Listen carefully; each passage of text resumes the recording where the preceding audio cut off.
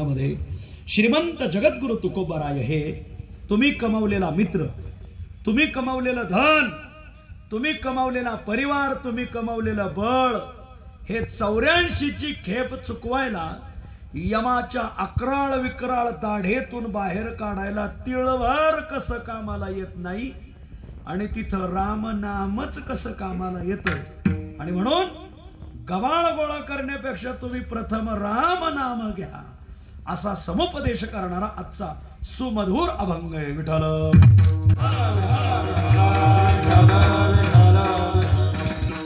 सध्या मृत्यू लोकातली माणसं जास्तीत जास्त गोळा करायच्याच मागे लागलेले आहेत। विठ्ठल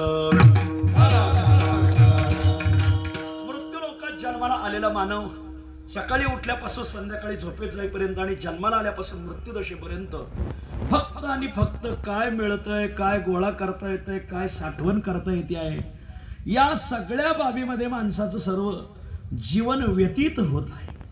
प्रत्येक जण वस्तू गोळा करायच्या मागे लागलेला आहे। माणसं अशी गावगाव हुशार आहेत, अशा वस्तू गोळा केल्या तर त्या वस्तूच्या द्वारे माणसं अशी कामं करून घेऊ राहिले की लाज यावा। या 84 लक्ष योनीमध्ये माणसासारखा हुशार प्राणी नाही। मला कोणती वस्तू कशी जमा करायची, त्या वस्तूकडून कसं काम करून घ्यायचं, हे फक्त आणि फक्त माणसांना कळत नाही, दुसऱ्यांना कळत नाही। असा मानव हुशार प्राणी आहे। याने कामाच्या वस्तूकडून तर काम करून घेतलेच घेतले, यात नवल नाही। बिनकामाच्या वस्तू त्याने कामाला लावल्यात महाराज। होय होय, मी उदाहरण देणार आहे तुम्हाला। अनुपद्रवी प्राण्याकडून तर काम करून घेतलेच घेतले, पण उपद्रवी प्राणी सुद्धा माणसाने कामाला लावलेले आहेत। हे 4 मुद्दे माझे ध्यानात धरा। असा हुशार प्राणी मानव या मानव जातीला जोड जात नाही महाराज। दुसरं 84 लक्ष योनीमध्ये माणसासारखा हुशार प्राणी नाही। कामाच्या वस्तू तर कामाला आणल्याच, पण बिनकामाच्या वस्तू माणसं कामाला आणतात। कामाची वस्तू माईक, मी काय बोलतोय हे तुमच्यापर्यंत ऐकायला येण्याचं हे माध्यम आहे। बरोबर सिस्टीमवाल्याने ते कामाला लावलं आणि वस्तू कामाची आहे। माझं भाषण माझं कीर्तन तुमच्या कानावर पडत आहे। कामाची वस्तू कामाला लावली, मृदंग कामाची वस्तू कामाला लावली, आज टाळ कामाची वस्तू, विना कामाची वस्तू, सिस्टीम शूटिंग, हे सर्व कामाच्या वस्तू बरोबर कामाला लावल्या। ह्या कामाच्याच वस्तू आहेत। माणसाचा पुरुषार्थ पुढे आहे। ज्या वस्तू कोणाच्या कामाच्या नाही त्याही वस्तू माणसाने कामाला लावल्या। मी सकाळी देवपूजा करायला एका घरी बसलो आणि मग देवपूजा करत असताना माझ्याकडे पांडुरंगाची गोड मूर्ती। पांडुरंगाला रोज आपलं नैवेद्य 2-3 बदाम, 2-3 काजू आणि 5-6 पिस्ते असं काहीतरी वजनदार नैवेद्य राहतो जरा देवाला। आमचा पांडुरंग माझ्यावरच सुधारलेला आहे। आणि मग तर मी ज्या घरी नेहमी जातो ना विश्वनाथ महाराज, त्या घरातल्या पोरांना माहिती असतं की कदम माऊलीत पूजा झाली का तो प्रसाद आपल्याला वाटतात।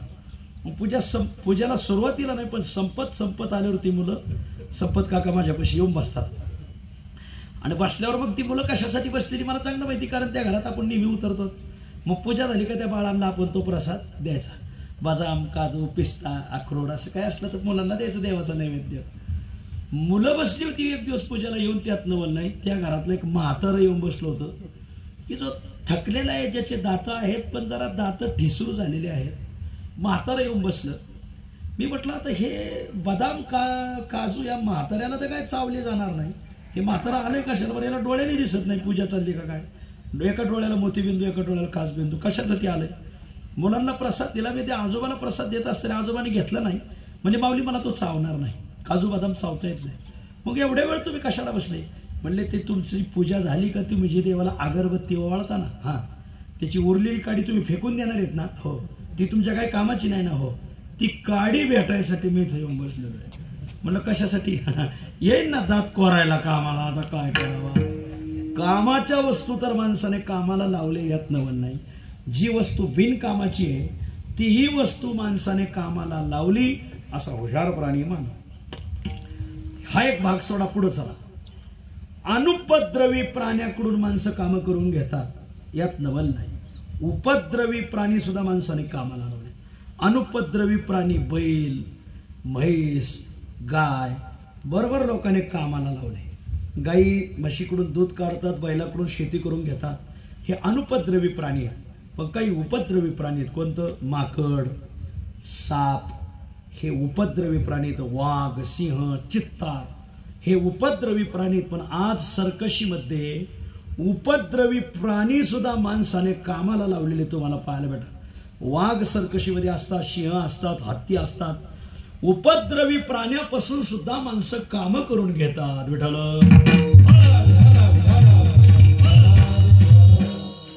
माकड फार उपद्रवी प्राणी, पण आज दरवेळेस माकडाला गल्लोगल्ली फिरवतो, कोलांट्या उड्या मारायला लावतो आणि पैसे मिळवतो. नाग हा उपद्रवी प्राणी, सर्प, पण आज गारुडी त्याच्यावरही पैसा मिळवतो आणि तो त्याने कामाला लावला. काय मनुष्य प्रगल्भ बुद्धीचा सर विचार करा. कामाच्या वस्तू तर कामाला लावल्या यात नवल नाही, बिनकामाच्या वस्तू कामाला लावल्या. अनुपद्रवी प्राणी कामाला लावले यात नवल नाही, उपद्रवी प्राणी सुद्धा कामाला लावले आणि सगळ्या वस्तूपासून तो काम करून घेतोय. पण बारीक आहे का, आतापर्यंत आपण ज्या ज्या वस्तूपासून कामं करून घेतली ती सगळी कामं फक्त दुपारची भूक भागवल एवढीच आहे.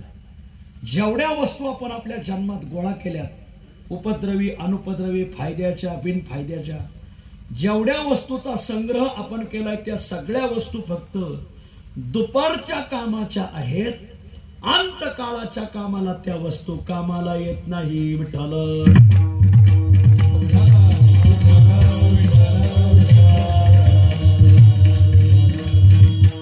मज चालता प्रयाण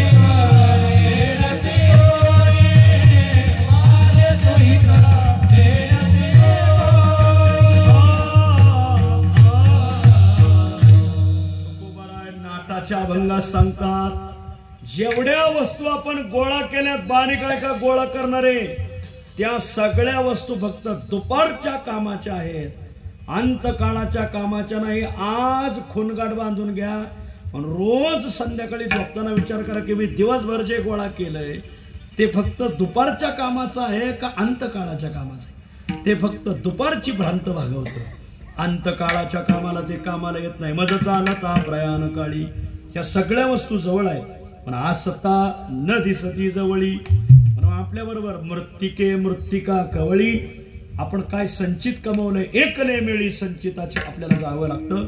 कोणत्याही वस्तू कमवलेल्या अंतकाळाला कामा येत नाही, हा झाला सिद्धांत. आता या सिद्धांतावर 4 जणांची शंका आहे आणि 4ही जणांच्या शंकेचं खंडन तुकोबाराने आजच्या अभंगात केलं.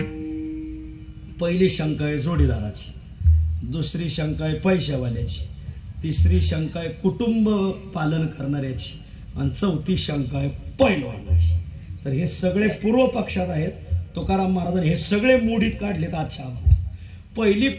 पहिली शंका आहे मित्र पक्षाची, मैत्री. महाराज वस्तू कामाला येत नाही, कामाला येत नाही, कामाला येत नाही असं म्हणू नका. शंका आहे बरं का. काय शंका आहे? अहो आमचा जोडीदार, आमचा मित्र असा कामाचा घटक आहे.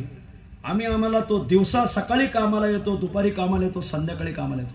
निम्म्या रात्री हाक मारा, तो दत्त म्हणून आमच्या पुढे उभा राहतो. दत्तकाका मित्राचंच नाव आलं बा. अर्ध्या रात्री हाक मारा, तो निम्म्या रात्री उभा राहतो. तुम्ही काय सांगता की अर्ध काळाला कोणी कामाला येत नाही? नाही, आमचा जोडीदार आहे. मित्र शब्दाचा अर्थ महाराज तुम्हाला माहिती का? मित्र हा मित्र नसतो. शास्त्रामध्ये मित्राला औषध म्हटलेलं आहे. औषध. जेवण घेणं वेगळं आणि औषध घेणं वेगळं. जेवण फक्त दिनचर्या चालवतं, आलेलं संकट टाळत नाही. पण औषध हे आलेली व्याधी टाळतं. म्हणून आमच्या सगळ्या बरोबरीचे आमचे नेहमीचे जे जोडीदार आहेत ते आमचे मित्र, सहचर, सखा, सोबती, सवंगडे हे सगळे औषध आहेत. औषध. मित्र चौघांचं औषध सांगितलंय महाराज. ही सगळी शंका चालू आहे बरं का, हे ध्यानात धरा. कोणाचं चौघाचं शास्त्रकार सांगतात? व्याधितस्य, अर्थहीनस्य, देशांतर्गतस्य च, नरस्य शोकदग्धस्य सुहृद्दर्शनम औषधम. शास्त्रामध्ये हा सुभाषित आलेला आहे. शास्त्रकार सांगतात जोडीदार हा चौघांचं औषध सांगितलेलं आहे. व्याधिग्रस्त मनुष्याचं औषध मित्र आहे. ज्याच्या जीवनातला पैसा संपलाय त्याचं औषध मित्र आहे. जो देशांतराला चाललाय त्याचं औषध मित्र आहे. आणि जो शोकाने दग्ध झालाय त्याचंही औषध मित्र आहे. कसं कसं कसं उदाहरण देतो. व्याधिग्रस्त माणसाचं औषध मित्र आहे. एखादा मनुष्य एखाद्या असाध्य व्याधीने जर ग्रस्त झाला, अवघड दुखणं त्याला लागलं, तर त्याला जर त्या दुखण्यातून थोडंसं हायसं वाटायचं असेल तर त्याचा एखादा जीवलग जोडीदार त्याच्याबरोबर आला आणि रोज जर त्याने येऊन तासभर गप्पा मारल्या तर त्या व्याधीग्रस्त माणसाचं दुखणं हळूहळू कमीच होतं. या स्वामीजी विठाल.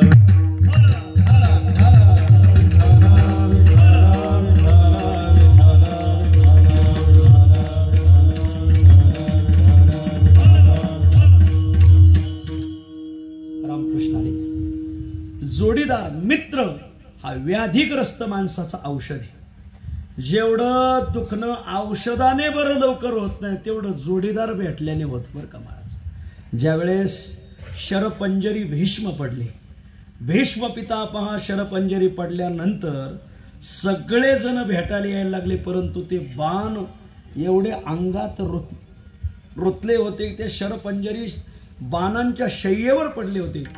व्याधी होती, दुखणं दुखू लागलं, त्रास होऊ लागला. सगळेजण भेटून जायचे पण त्यांना काय हायसं वाटाना. पण भीष्माचे परम मित्र प्रभू कृष्ण चंद्र परमात्मा ज्यावेळेस भेटले त्यावेळेस मात्र कृष्ण परमात्म्याला पाहून त्यांना थोडंसं हायसं वाटलं. आणि मग त्यांनी त्यांच्या मुखातून त्यावेळी भगवान श्रीकृष्णाची सहस्रनामावली गायली. त्यालाच म्हणतात विष्णू सहस्रनाम. मृत्यूशयेवर पडल्यावर जे मुखाला आलं त्याला विष्णू सहस्रनाम म्हणतात. संपला माझा विषय. अगोदर माणसं भेटून गेले नव्हते का, मग त्यावेळेस का नाही त्यांच्या मुखाला विष्णू सहस्रनाम आलं? जोडीदार असा असावा की तो भेटला का दुखणं कमीच झालं पाहिजे. आपला घोटाळाच इथं आहे. आपले जोडीदारच दुखणे वाढीत आहेत. आज घोटाळा. आता काय सांगा प्रवीण शेठ, कोरोनाच्या काळात एखादा मनुष्य जर पॉझिटिव्ह निघाला आणि त्याला दवाखान्यात दाखल केलं, भयान परिस्थिती होती, शुकशुकाट, तीर्थक्षेत्र ओस पडली होती, रस्ते ओस पडले होते, बाजार ओस पडले, माणसाचे बाजार आणि जनावरांचे बाजार ओस पडले होते. मला शुकशुकाट, कोणीच कुठं दिसत नव्हतं. जिथं आहे तिथंच थांबा, घरात थांबा, नये रिगो आपुल्या घरा बाहेर लागो ने दिवारा, बहु बोलणे ते सारा संघ दुसरा वर जावा. हे प्रमाण आणि कोरोनाची दिनचर्या बरोबर आहे बघा. सगळं नाटाचं प्रमाण आहे.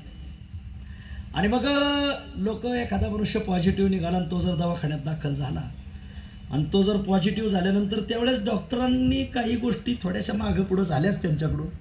त्याच्याजवळ फोन ठेवला नाही. त्याच्याजवळ फोन ठेवायला पाहिजे होता.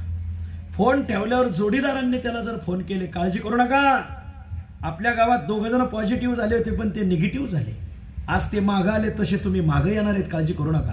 जोडीदारांनी ज्यांना असे फोन ज्यांना जोडीदारांनी केले ते सगळे मागं आले. महाराज तुम्ही मागे येणार आहेत, आपल्याला निवृत्तीनाथाच्या वारीला जायचंय. आता तुम्ही बरे झाले का आपल्याला पंढरपूरच्या दर्शनाला जायचंय. आपल्याला माऊलीच्या कार्तिकी वारीला जायचे, तुम्ही बरे होणार आहेत. असे ज्यांना फोन जोडीदारांचे गेले ना, ती सगळी माणसं माग आली. पण काही जोडीदार विले ब्रह्मदेवाच्या गैरहजेरीत जन्माला आलेले असतात महाराज. काही जोडीदारांनी त्यांना फोन करायचे, होय तुम्ही पॉझिटिव्ह निघाले, हो अहो कालच आपल्याकडे ते 2 गेलेत, तुमचं काय होणार आहे. ते फोन ठेवायच्या आतच जातंय बघा. आणि म्हणून अशा वेळी सहानुभूतीचा फोन जाणं फार महत्वाचं आहे. व्याधीग्रस्त माणसाचं औषध हे मेडिकलमध्ये नाही, व्याधीग्रस्त माणसाचं औषध त्याचा मित्र हा जोडीदार आहे. म्हणून जोडीदाराने दुखण्यात भेटायला जायची परंपरा आहे बा आपल्याकडं. दुखण्यात भेटायला का जायचं, संसर्ग होणार नाही का. ते संसर्ग विसर्ग लाभ त्या माणसाला दुखण्यातून बाहेर काढण्यासाठीच माणसं भेटायला जात असतात. त्या माणसाच्या मनाला आधार येतो. संपला माझा विषय. व्याधितस्य जोडीदार किती भूमिका निभावतो महाराज. व्याधिग्रस्त माणसाचं औषध मित्र आहे. अर्थहीनस्य ज्याच्या जीवनातला पैसा संपलाय त्याने औषध घेण्यापेक्षा मित्ररूपी औषध जवळ ठेवा. एका जणाचे पैसे होते साधारण 10,000 रुपये आणि वायदा होता, त्या वायद्याला देणं झालं नाही, 10 दिवस लांबले. मग तो सावकार, हे 10,000 रुपये टाक, 10,000 रुपये टाक. अरे 10 दिवस फक्त लांबले. माझा जोडीदार रामेश्वरमला दर्शनाला गेलाय, तो 11व्या दिवशी येणार आहे. उद्या, आज 10 दिवस झाले, तो उद्या येणार आहे रे. थोडा दम धर, तो आला का तुझे पैसे देतो. आणि 11व्या दिवशी ज्यावेळेस जोडीदार आला मग त्याने ते 10,000 रुपये घेतले आणि त्याच्या तोंडावर मारले, घे.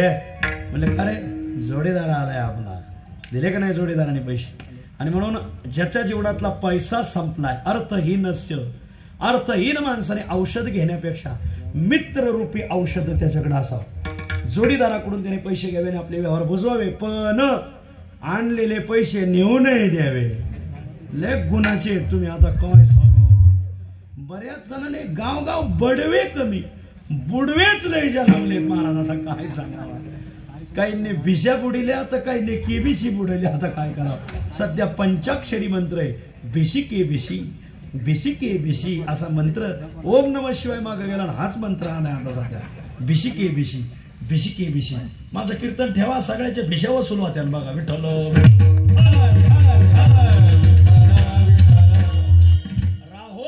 बाकी दान ज्याचे त्याशी टाकी, जाय तिकडे पावे मान, चाले बोलिले वचन. ज्याने कोणाची 1.5 दबडे आपल्याकडे ठेवली नाही ना, तो मनुष्य ज्या भागात जाईल ते लोक म्हणतात व्यवहाराला फार चोखंदळ मनुष्य, कोणाच्या 1.5 दबडीला लाजिंदार नाही.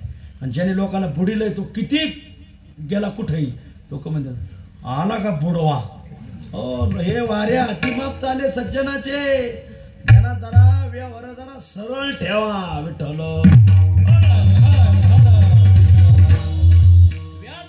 माणसाचं औषध मित्र आहे. शास्त्रकार सांगतात, व्याधितस्य सुहृद्दर्शनम औषधम. सुहृद म्हणजे मित्र. अर्थहीनस्य सुहृद्दर्शनम औषधम. पुढे चला. देशांतर्गतस्य, ज्याला गावगाव फिरायचंय ना, त्याने एक वेळेस आपली रोजची औषधं बरोबर नाही घेतली तरी चालत, पण त्या भागात त्याचा जोडीदार हे त्याचं औषध असते. बऱ्याच वेळी आवडसर आम्हाला असा प्रसंग घडतो, तारखी देणारी माणसं त्या गावात गेल्यावर आमच्या तोंडापुढे येतच नाही. ते फक्त तारखा द्यायला असतात. तारखा दिल्या का त्यांना वाटतं गावात महाराज आल्यावर घरी न्या, चहा पाणी करा, बसायची व्यवस्था करा, स्वतंत्र रूम पहा, ते सगळ्या गोष्टी. ते फक्त तारखे देण्यापुरतीच त्यांची भूमिका असते. गावात महाराज आले का महाराजांनीच गाव विचारायचं, खाल्ल्या आलेला वळा, वरल्या आलेला वळा, आमक्या मळ्यात जा. मारुतीस देवळात महाराजांनीच बसायचं. बसायला तिथं काही नसते. मग इने करेन व्हायचं, माझ्या पायाखालचं पोतं देऊ का बसायला. आता काय करा, लेपड जडे काय काय गाव महाराज. तुम्ही नियोजनच करू नका महाराज. काय काय गावचे सप्ते नियोजनबद्ध असतात, तर काय काय गावचे सप्त्यांचं नियोजनच बद्ध असतंय बघा. बारीक ऐकलं तर कळलं नाही तर काय कळायचं नाही, संस्कृत शब्द आहे ते. आणि मग महाराजांनीच कुठंतरी गावात एखादा चहा प्यायचा, कुठंतरी जेवायचं, जिथं पंगत आहे तिथं महाराजांनीच आपुली आपण करा सोडवलं. आणि मग कीर्तन झाल्यावर त्या माणसाने, तारीख दिलेल्या माणसाने पुढल्याच वर्षी गाठ घ्यायची. घेता काय तारीख, हे पुढे जरा सोयी सोयी नाही. एका जत्राने देव म्हातारा होत नाही, त्या महाराजाची परत तालुक्यात गाठ पडणार आहे. ह्या भूमिकेत डोळ्यापुढे माणसाने वाटचाल केली पाहिजे. महाराज कीर्तन करे, कोणाची लक्तर यशीला टाकीन सांगताच येणार नाही महाराज. असं म्हणून फार सावध पाय टाकला पाहिजे महाराज. आणि मग देशांतराला जर आपण गावगाव फिरलो ना, तर तिथं काही अशी आडाम माणसं मिळतात. अशा वेळी तारीख घेत असताना त्या भागात आपला ओळखीचा कोण मनुष्य आहे त्या माणसाला विचारून माणसाने गेलं पाहिजे. मला कोण माणसं येतं, काय येतं, कुठं आहे, काय कसं वातावरण आहे, काय कोणी कुठं उभं करतील. एकाने आमचं कीर्तन गोराळात ठेवलं होतं मला. गोराळात मी गोराळात का त्याला कीर्तन करायला गुळ खायला लागतो मधून मधून कीर्तनच गोराळात ठेवलं. कमाल झालं. काय माणसं म्हणावं काय. एकाने आम्हाला गोठ्यात कीर्तन करायला लावलं. काय सांगावं महाराज. तिथून पुढं आम्ही चूक निरीक्षण करूनच पाय टाकतो महाराज. त्या भागात जर आपला एखादा ओळखीचा मनुष्य असेल तर तो मनुष्य आपल्याला सहकार्य करतो. 2009-10 साली आपल्या महाराष्ट्राचे लोकनेते आदरणीय राज ठाकरे यांनी UP-MP भागाव हे आंदोलन राबवलं आणि मग ते बराच भडका उडाला आणि मग इकडली मंडळी तिकडं हाकलून दिली आणि तिकडल्या मंडळीने त्यांनी तिकडं ठेवलं काय आपल्या मंडळीने त्यांनी तिकडून हाकलून दिलं. मी ऋषिकेशला शिक्षण घेण्यासाठी होतो. आमचं न्याय व्याकरण वेदांत 3 विषयाचं चिंतन चाललं होतं आणि मग स्वामीजीकडे आम्ही देवानंद स्वामीजी आहेत याला कैलासपीठावर आणि मग तिथं आम्ही आपलं त्यांच्याकडे शिक्षणासाठी त्रिभुवनदासजी देवानंद स्वामीजी यांच्याकडे शिक्षणाला जायचो. प्रसंग असा झाला आम्ही भिक्षाला गेलो का तिथं जे काही त्या भागातले लोक होते ना त्या भागातले लोक ते संन्यासी होते आणि ते संन्यासी म्हणजे हे देखो हे महाराष्ट्र के छात्र हे तिकडून आमच्या लोकांना हाकलून लावतात आणि हे मात्र इथं चांगले राहतात नाही आम्हाला शेवट टोकायचे ते काय कोण जाणे. पण त्या काळात मला एक महाराष्ट्रात काम ठरलं मला ऋषिकेशहून महाराष्ट्रात यायचं होतं. अर्जंट यावं लागलं माझं काय तिकीट कन्फर्म निघालं नाही. आपलं तिकीट काढलं मी पण ते काय तिकीट कन्फर्म झालं नव्हतं त्याच्यामुळे मला डब्यात प्रवेश भेटला पण बसायला जागा नाही भेटली. मी ऋषिकेशवरून निजामुद्दीन स्टेशन आहे तिथपर्यंत आलो दिल्लीच्या तिथं आहे ते आणि तिथून झेलम एक्सप्रेस धरली. दुपारी 3 वाजता निघते ती दुसऱ्या दिवशी दुपारी 3 वाजता पुण्यात येते. 24 तासात झेलम एक्सप्रेस दिल्लीचा माणूस पुण्यात घेऊन येते.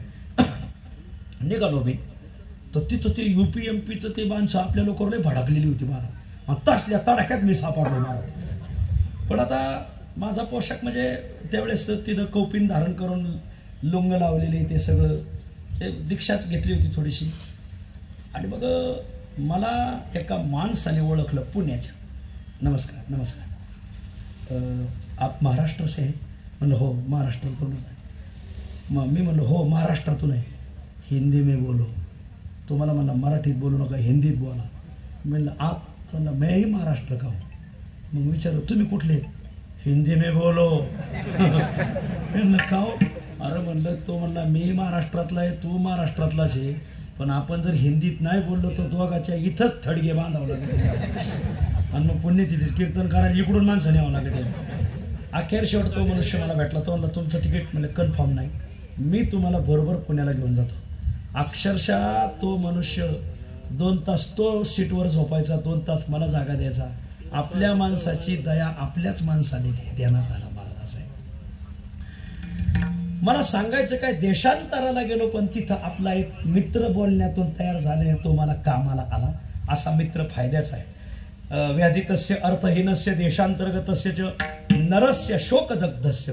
जो मनुष्य शोकग्रस्त झालेला आहे अशाही माणसाला औषध मित्र सांगितलेलं आहे. एक महाराष्ट्रीयन मुलगा परराष्ट्रात शिक्षण घेण्यासाठी गेला. तिथं अनेक राष्ट्रातल्या मुलं मुली शिक्षण घेत होत्या. त्या चीनच्या मुली होत्या. चीनची मुलं होते ना आपल्या महाराष्ट्रातल्या मुलांनी एक चीनची मुलगी पटवली तिथं. या बाबतीत तर काय महाराष्ट्राचा कोणी हात नाही धरायचा मला. आणि मग मुलगी पटवली लग्न करून ते महाराष्ट्रात आले. आल्यानंतर 2 महिन्यांनी ती मुलगी वारली आणि तो शोकग्रस्त झाला. त्याचं ते पहिलं प्रेम होतं. हे रडायचं आणि मग जोडीदार भेटला. यार काय झालं रडायला सचिन. तुला काय झालं. अरे कोणी चीनच्या मुलीशी लग्न केलं नव्हतं पण आपण केलं आणि ती 2 महिन्यात वारली रे 2 महिन्यात वारली रे. त्याचं एक लंगोटी आराम म्हणा हे सच्या काय झालं रडायला. तुला अरे चीनच्या मुलीशी लग्न केलं ती 2 महिन्यात वारली रे. मी शोकग्रस्त झालोय. शोकग्रस्त माणसाचं औषध मित्र सांगितलेलं आहे ना. त्याने सांगितलं अरे चायनीज माल टिकणार किती दिवस. 2 महिने राहिली हेच भाग्य सभा. चाल दुसरा ठेपा पाहू. गडी हुशार बरोबर आहे म्हणणार. मग लागलंच पहिला. मला काय सांगायचं शोकदग्धस्य सुहृद्दर्शनम औषधम. हे 4 विकल्प मांडले मी तुमच्या पुढं. मित्र हा व्याधिग्रस्त माणसाचं औषध आहे. मित्र हा देशांतराला जाणाऱ्या माणसाचं औषध आहे. मित्र हा अर्थ संपलेल्या माणसाचं औषध आहे. आणि मित्र हा शोकाने दग्ध झालेल्या माणसाचं औषध आहे. व्याधितस्य अर्थहीनस्य देशांतर्गतस्य च नरस्य शोकदग्धस्य सुहृद्दर्शनम औषधम. असा मित्र आहे. मग असा भक्कम मित्र जर आमच्या पाठीमागं असेल तर आम्हाला तो कामाला येणार नाही. हा झाला पूर्व पक्ष. आता उत्तर पक्ष आला. बाबा हो, तो कसला जरी मित्र असला तरी तो फक्त दुपारच्या काळाला कामाला येतो, अंत काळाला कामाला येत नाही. श्रीमंत जगद्गुरु तुकोबाराय अभंगाच्या पहिल्या चरणास मैत्र केला महाबळी, मैत्र केला महाबळी, मैत्र केला महाबळी, मैत्र केला मैत्र केला महाबळी, मैत्र केला महाबळी, मैत्र केला महाबळी, मैत्र केला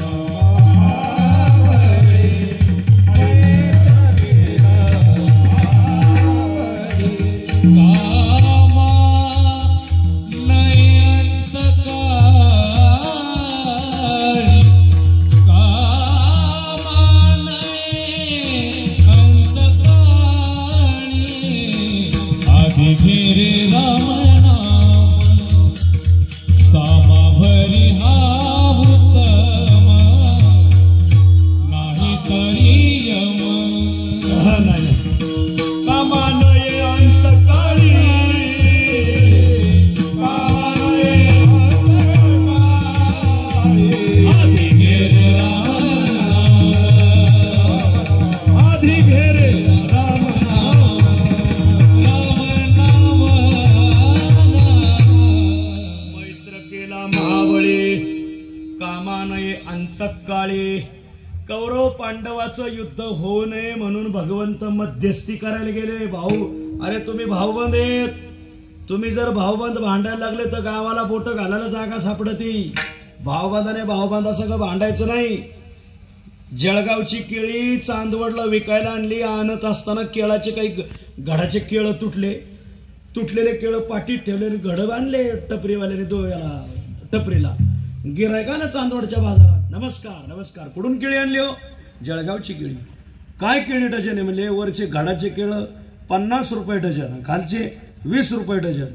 दोन्ही जळगावचे आहेत. मग वरच्याची किंमत जास्त आणि खालच्याची कमी का?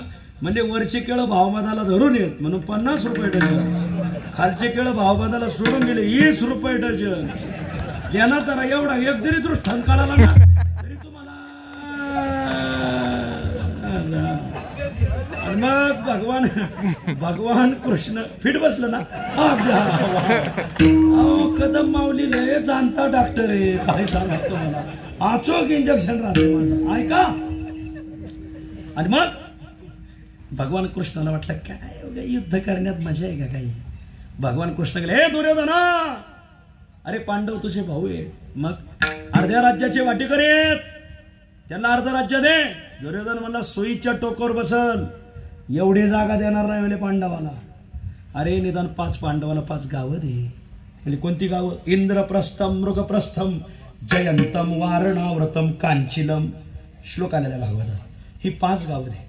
दुर्योधन म्हणला ही 5 गावं दिली, मग खाली काय राहिलं? हरसुल, परसुल, मालसानं, भोयगाव, भाटगाव, शिरसानं, ही गावं घ्यायची का? म्हणजे यमक जुळलं का? यमक ही गावं घ्यायची का? म्हणजे मग युद्ध सुरू झालं आणि पांडवांनी कौरवांना मारायचा सपाटाच लावला. कणा कण कणा कण कणा कण कौरव निम्याच्या पुढे संपले. आणि मग दुर्योधन भीष्माचार्यांकडे गेला. भीष्माचार्य, अहो आपले कौरव लई संपले हो. भीष्म म्हणला तुम्ही त्याच गुणाचे. आता हे मी शब्द दिलाय म्हणून तुमच्या पक्षात आहे रे.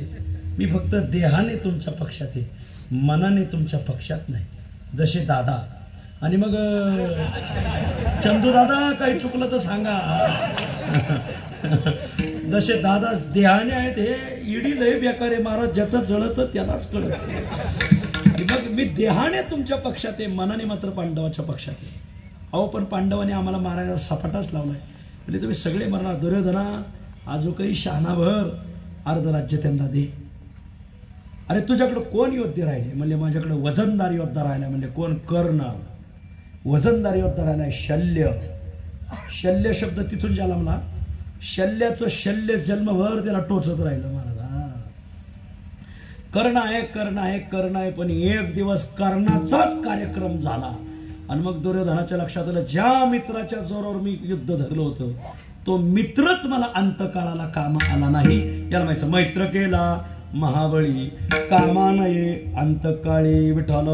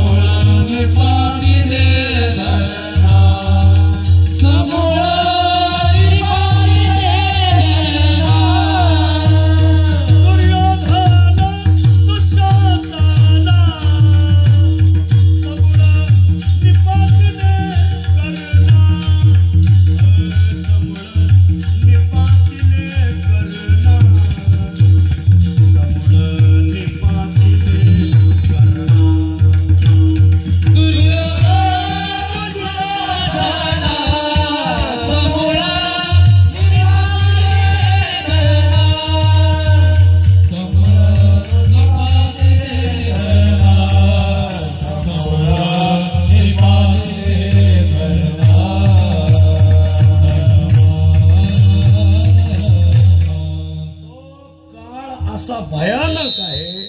तुमचा मित्र किती वजनदार असला तरी त्या मित्राचं फक्त दुपारच्या कामाला तो येणार, अंतकाळाला काही कामाला येणार नाही.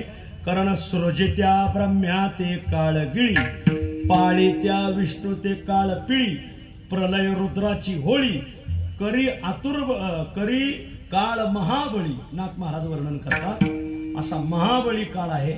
तुमचे किती वजनदार मित्र असले तर तिथं कामाला येणार नाहीत. मैत्र केला महाबळी, बळी वेगळा, अतिबळी वेगळा, महाबळी वेगळा. थोड्याशा योद्ध्यांशी लढतो त्याला बळी म्हणतात, आणखी थोड्यांशी लढतो त्याला अतिबळी म्हणतात, आणि जगातल्या सर्व योद्ध्यांशी एकटा लढतो त्याला महाबळी म्हणतात. हनुमंत महाबळी, रावणाची दाढी जाळी, वजनदार, एकटेच मारुती राय फार होते. याला म्हणायचं सृजित्या ब्रह्म्या ते काळ गिळी, पाळी त्या विष्णू ते काळ पिळी, प्रलय रुद्राची होळी, करी महा काळ अतिवळी, दुर्धर मात्रे. संपला माझा विषय. मला सांगायचं एक भाव, किती वजनदार मित्र असला तर तिथं कामाला येत नाही. मैत्र केला महाबळी कामा नये अंतकाळी, जोडीदार कामाला आला नाही. याला म्हणायचं भरोशाचा साक्षीदार पिंजऱ्यात फुटला विठ्ठल.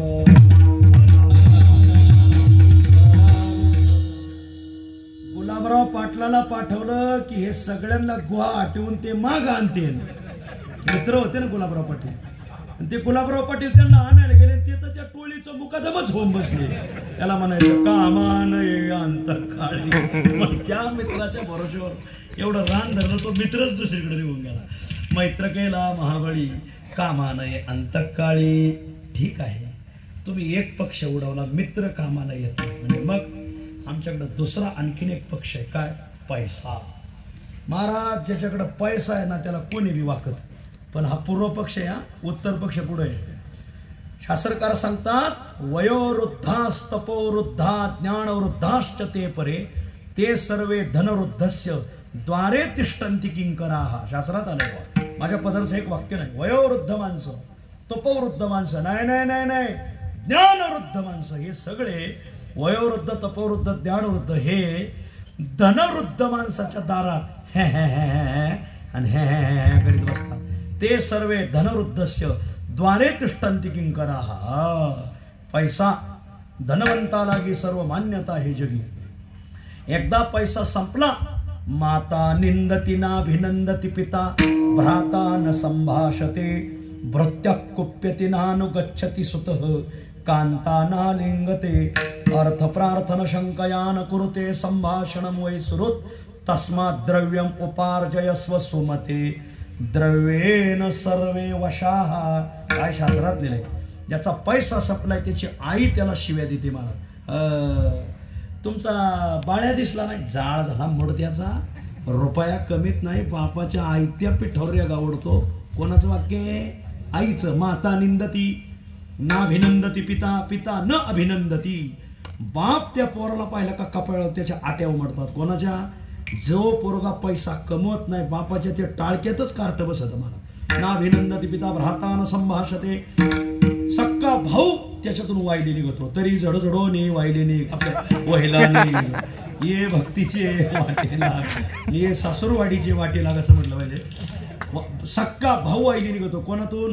जो भाऊ पैसा मिळवित नाही मला पैसा. माता निंदती नाभिनंदती पिता भ्राता न संभाषते. भृत्य कुप्यती. भृत्य म्हणजे कामगार, सेवक, चाकर, किंकर. कामगार सुद्धा त्या एकतर त्या ज्याचा पैसा संपलाय त्याच्याकडे कामगार राहत नाही. 2-2, 4-4 महिन्याचे पगार थकलेले आहेत. जर एखादा कामगार राहिला, पगार थकला, तर तो कामगारच त्या मालकाला खवळतो. ह्या तांब्यावरून कोण म्हणतोय?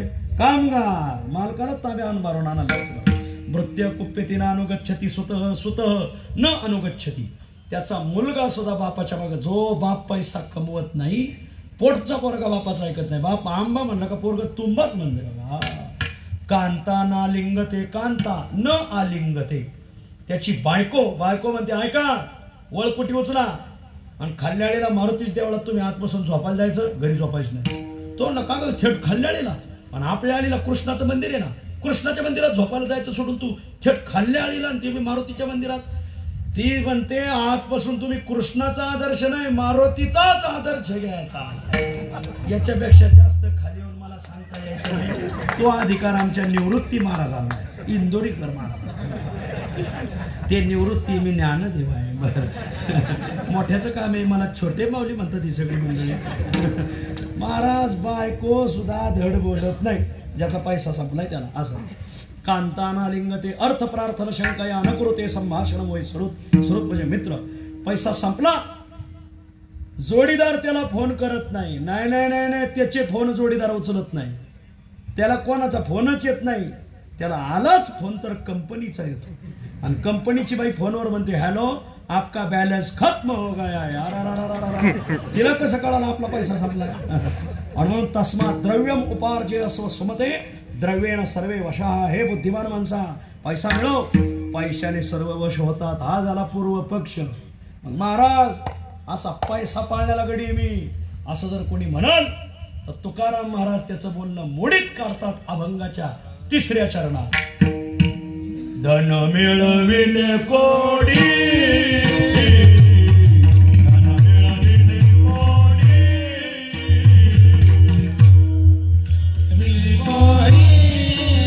दुपारच्या कामाचं आहे मायबाप, अंतकाळाच्या कामाचं नाही. लई ध्यानात धरा हे वाक्य.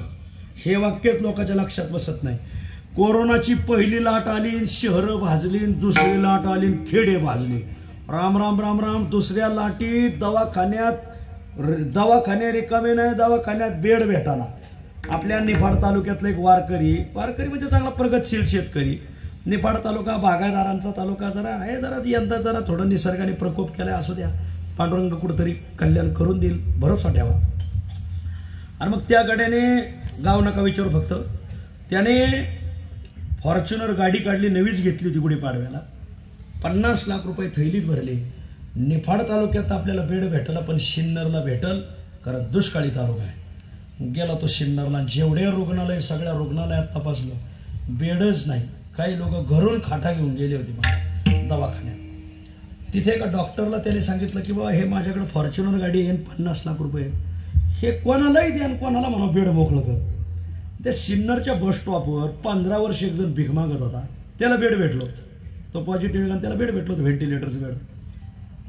डॉक्टर म्हणले हे बघा तू किती जरी भीक मागितली तर तुला 50 लाख रुपये भीक नाही गोळावला. हे बघा 50 लाखाची थैली, तुला काय करायचं बघ. आणि दिवसभर तू भीक माग तरी बी, आणि संध्याकाळी झोपायला फॉर्च्युनर गाडी. हे 50 लाख रुपये, ही फॉर्च्युनर गाडी घे, हे बेड सोड, या माणसाला हे बेड दे. तो म्हणला हे पैसे घ्यायचे गाडी घ्यायची, मी जर मेलो तर ह्या पैशाला गाडीला काय गाडी लावायची गावांना. मी बेड सोडणार नाही. त्याने बेड आवळून धरलं, आवळून धरलं. ऐकताय काय? त्या सद्ग्रहस्थाला बेड भेटलं नाही. तो पैसे घेऊन, उशाला पैसे घेऊन त्या फॉर्च्युनर गाडीत मेला. 2 दिवस कोणी पाहिला सुद्धा नाही तालुका रुग्णालयात. मला सिन्नरच्याच लोकांनी सांगितली घडलेली गोष्ट. डॉक्टर आहेत आपल्या ओळखीचे. संपला माझा विषय. मग पैसा नव्हता का त्याच्याजवळ? उशाला होता, पण अंतकाळाला पैसा कामाला आला नाही. विठ्ठल